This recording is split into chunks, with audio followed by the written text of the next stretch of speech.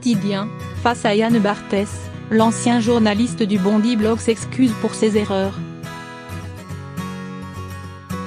Il raconte aussi le lynchage médiatique dont il a été victime, et le chemin qu'il a parcouru pour tenter de comprendre pourquoi il avait écrit ces textes. Mehdi Mekla a choisi les lumières du plateau de Quotidien pour s'exprimer, ce mardi. Un peu moins de 2 ans après s'être retrouvé au cœur d'une polémique, l'ancien du Bondi Blog revient sur son expérience dans un ouvrage à paraître Autopsie. Tout commence en 2017, lorsque de vieux tweets sont exhumés. Propos sexistes, racistes, homophobes. Une image peu reluisante se dessine alors. L'ex-chroniqueur publiait des milliers de tweets haineux au début des années 2010 sous le pseudonyme de Marcelin Deschamps, tels que « Regrette que Ben Laden soit mort ». Il aurait pu tout faire péter. 2 anonymes décident de fouiller dans mon compte Twitter avec les mots-clés « juif, PD, femme et blanc », raconte Mehdi Mekla et Yann Barthès. Elle décide de publier 5 à 10 tweets parmi 53 000.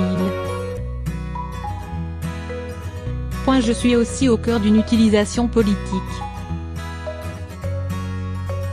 S'ensuit une polémique. Je me retrouve au cœur d'un scandale.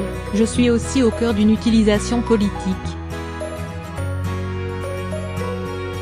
Je deviens l'objet du mal finalement pour des gens qui sont eux-mêmes racistes, tente d'analyser ce dernier.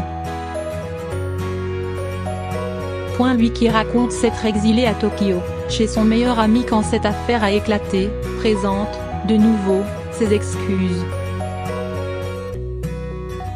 Je comprends que ces tweets blessent. Pour autant, ce qui m'a questionné c'est pourquoi n'a-t-on pas cru à mes excuses? Peut-être parce que quand on s'appelle Mehdi aujourd'hui en France, il n'est pas facile de s'excuser, parce qu'il a forcément une forme de suspicion, il est très facile d'enfermer cette personne dans son identité. Alors pourquoi sortir cet ouvrage maintenant, l'interroge Yann Barthès. J'espère qu'il est possible aujourd'hui que l'on se dise, il a fait des conneries, il s'est expliqué, il s'est excusé, il raconte quelque chose de la société, alors écoutons-le.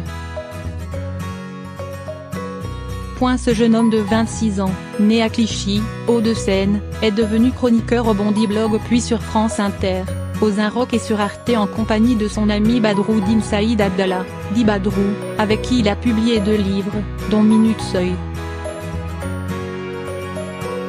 Depuis la révélation de ses tweets, il dit se consacrer à l'écriture et au théâtre,